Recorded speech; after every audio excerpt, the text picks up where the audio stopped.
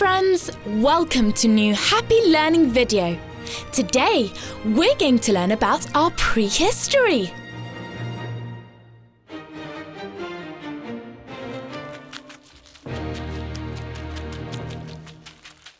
The first thing we need to know is that our prehistory is divided into 3 different periods: Paleolithic, Neolithic, and the Metal Ages. The Paleolithic begins with the appearance of the first human beings and ends 8,000 years before Christ. During the Paleolithic period, people were nomads, meaning that they didn't live in one place. No, they were constantly on the move, in search of animals to hunt. As they were hunters and gatherers, they needed to follow the animals in order to capture them, and at the same time, they collected wild fruits they found on their way. They lived in tribes, in small groups formed by families, and they found refuge in caves where they would paint on the wall. These paintings were done with a mixture of charcoal, earth, animal fat, and water. Look, here are a few examples. The truth is, it's absolutely fascinating to think that these first paintings, these first artistic representations, were drawn thousands of years ago, don't you think?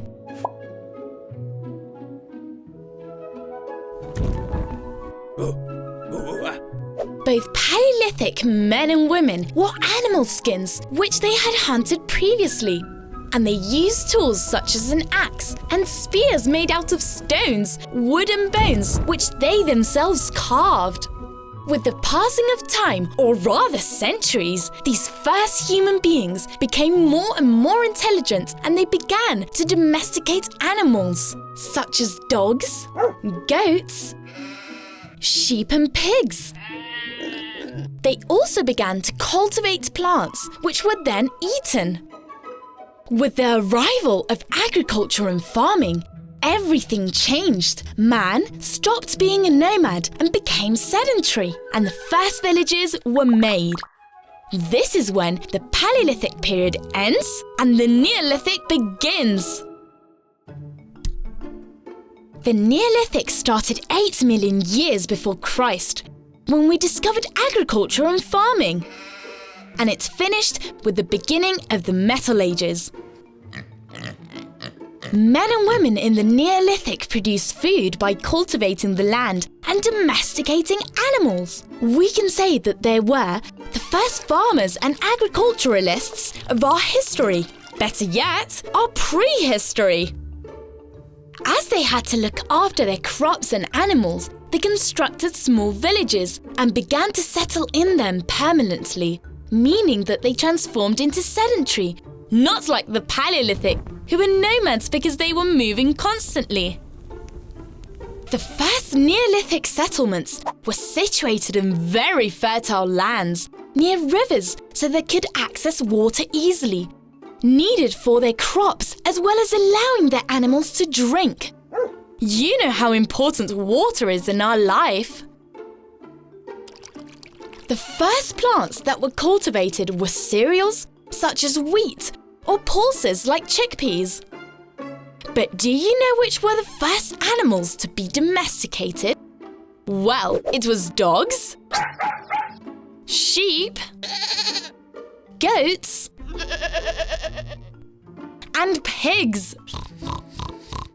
During the Neolithic era, many interesting things were invented, such as ceramic and fabric. But the most important invention was the wheel.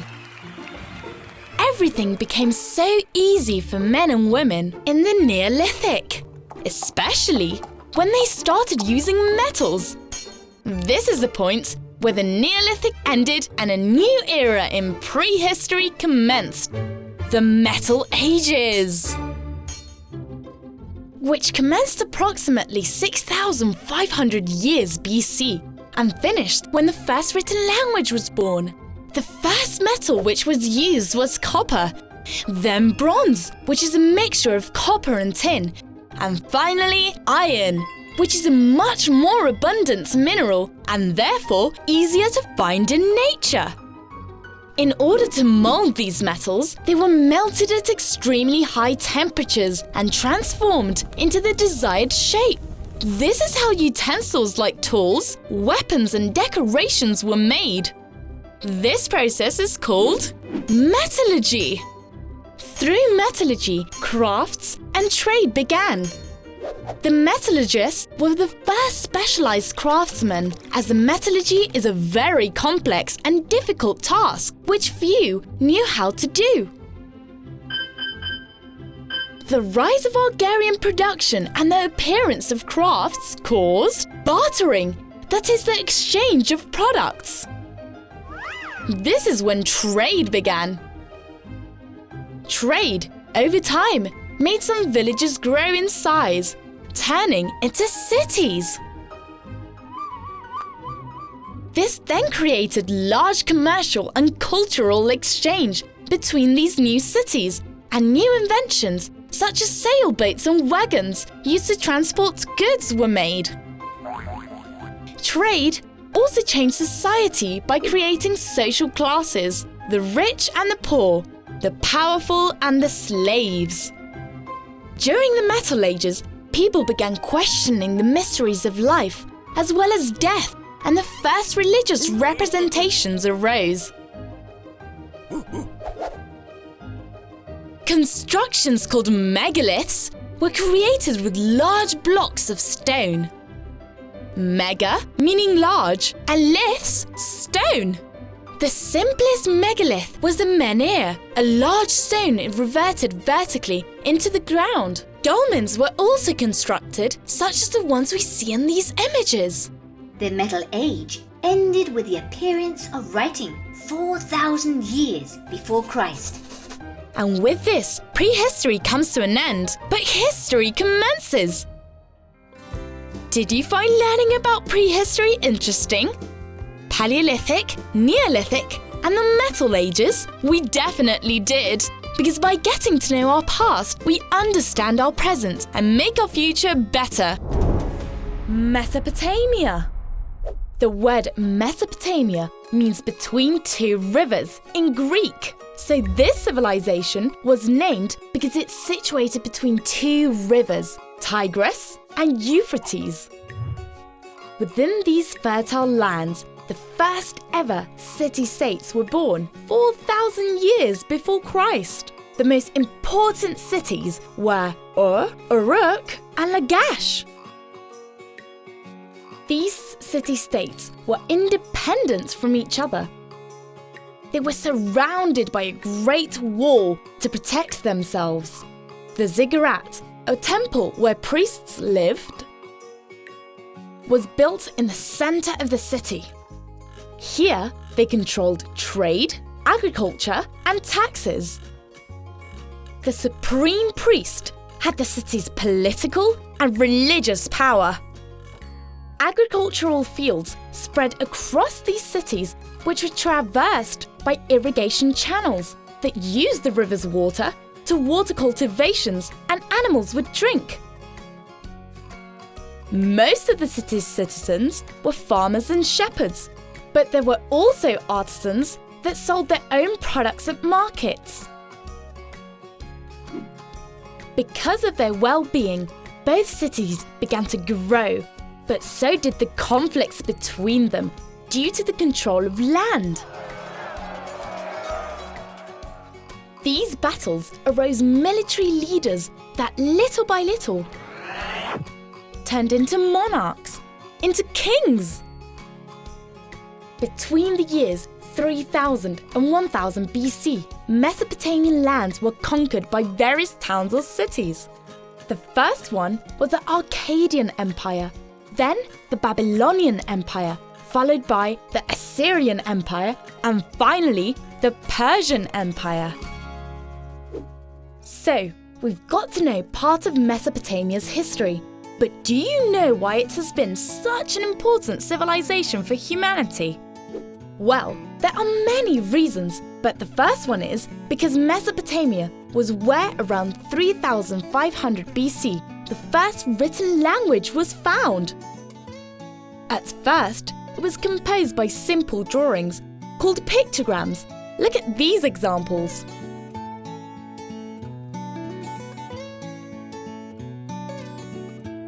Over time, these drawings were simplified and started to transform into symbols, which is what we know today as cuneiform writing.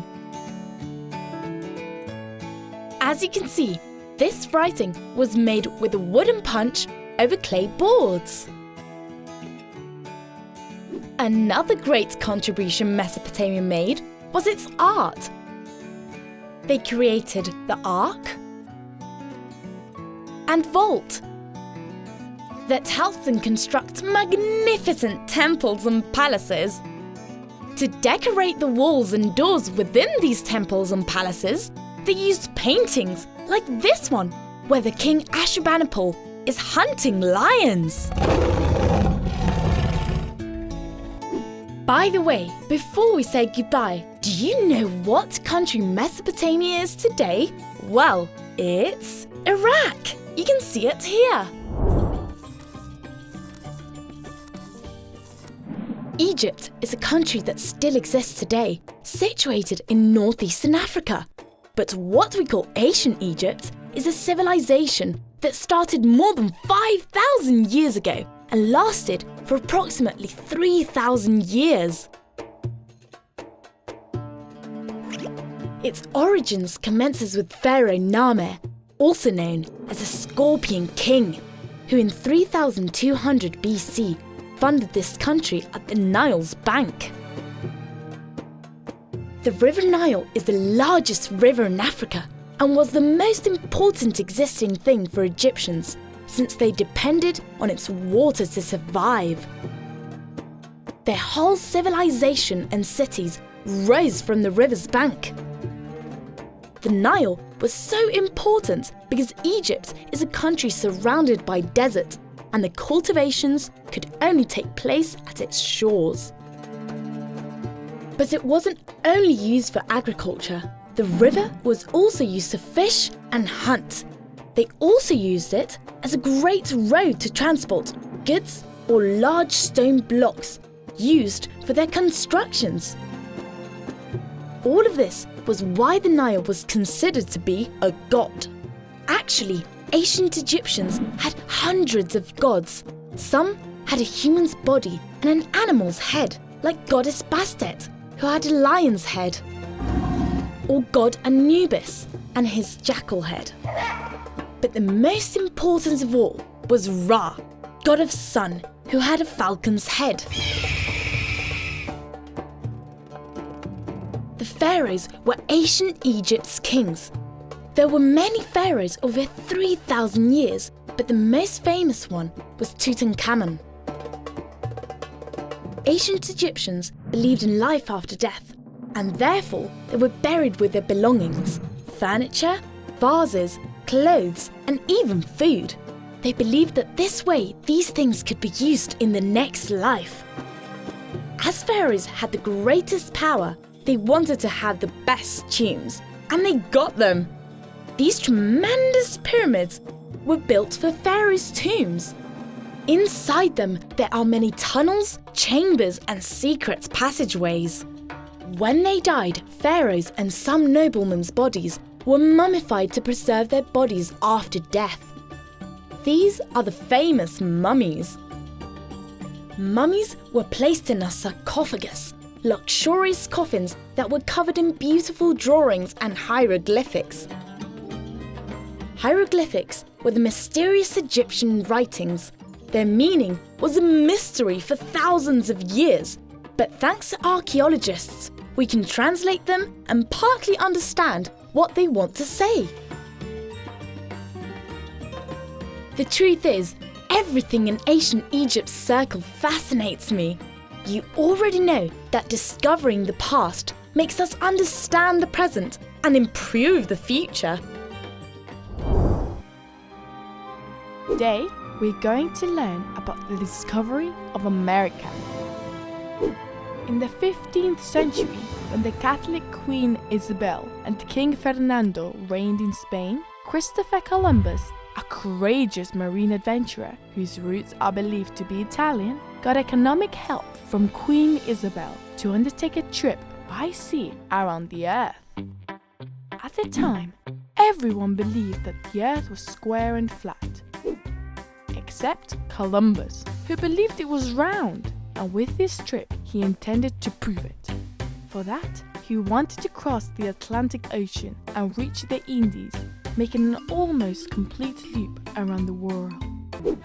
On August 3rd, 1492, he left with 3 ships and 90 men from the port of Palos in Spain into the unknown.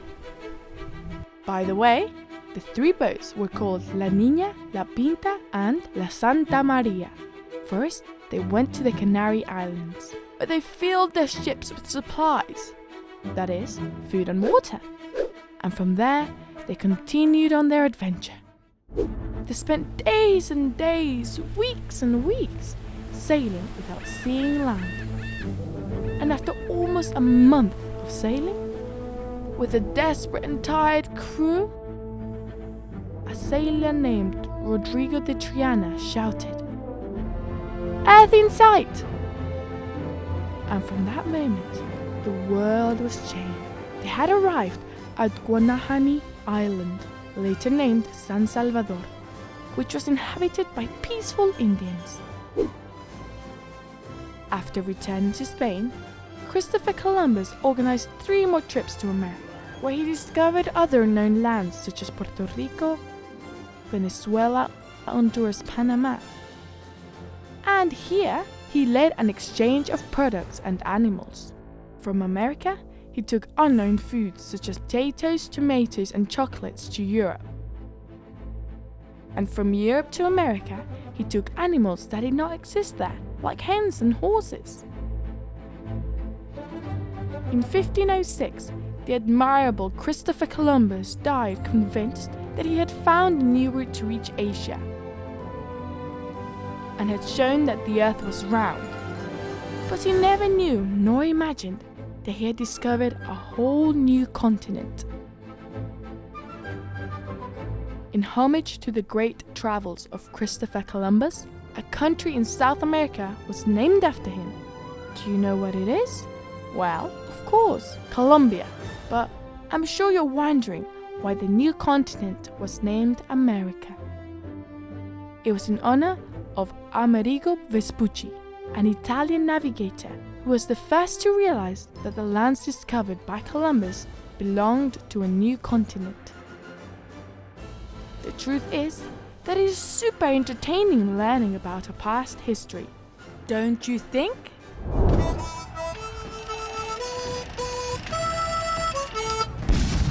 One of the most important events in world history, since it shifted the passage from the modern age to the contemporary age and performed the biggest political and social change that has ever been known in Europe.